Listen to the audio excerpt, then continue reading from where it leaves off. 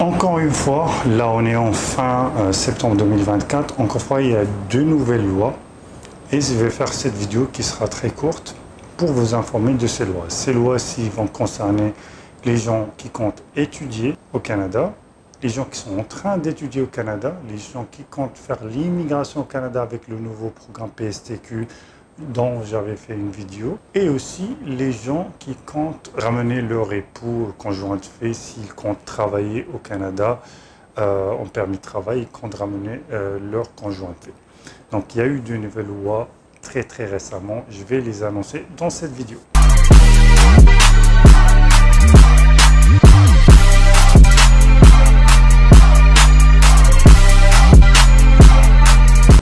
Bonjour tout le monde et bienvenue dans cet nouvel épisode de Claire Vision Immigration. Pour tous ceux qui ne me connaissent pas, je suis Zied Sali, consultant réglementé en immigration canadienne.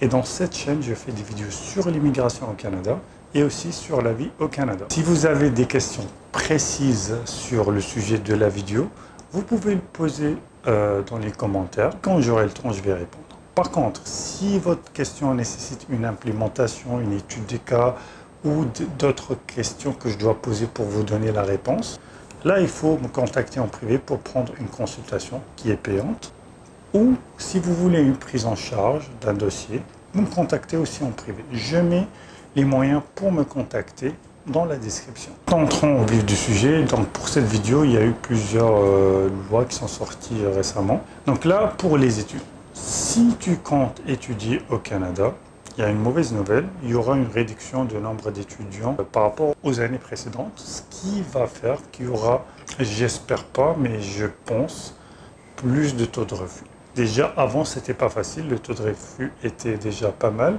et là, il y aura plus de taux de refus. L'estimation est de diminuer de 30% ou 35% du taux normal. Qu'est-ce que ça veut dire?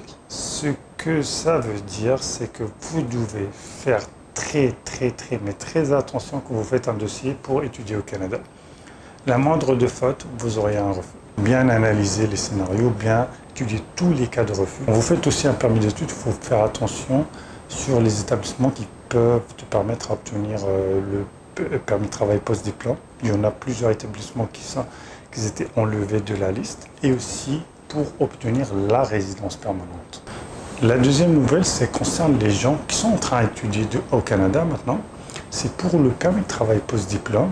Maintenant, à partir du 1er novembre 2024, vous devez prouver un niveau de langue de niveau 7 si vous êtes diplômé en cycle universitaire ou niveau 5 en cycle collégial. Et honnêtement, si vous avez étudié au Canada, je vois mal que vous n'auriez pas un niveau 5 en français. La troisième nouvelle, ça concerne le PSTQ, le nouveau programme d'immigration au Québec.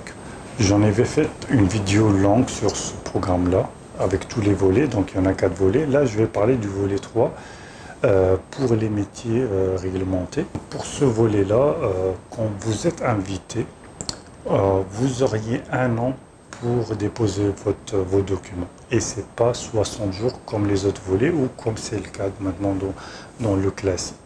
Donc 1 an au lieu de 60 jours.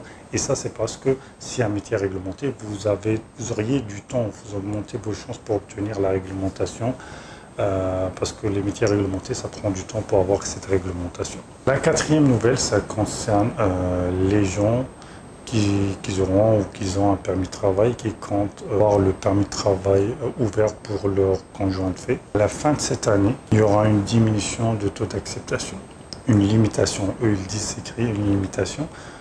Non, on s'attend à un taux de refus plus élevé, sauf pour les métiers en pénurie. Si c'est un métier en manque, en pénurie, là, vous n'êtes pas concerné. Voilà, j'espère que la vidéo vous a plu et à la prochaine.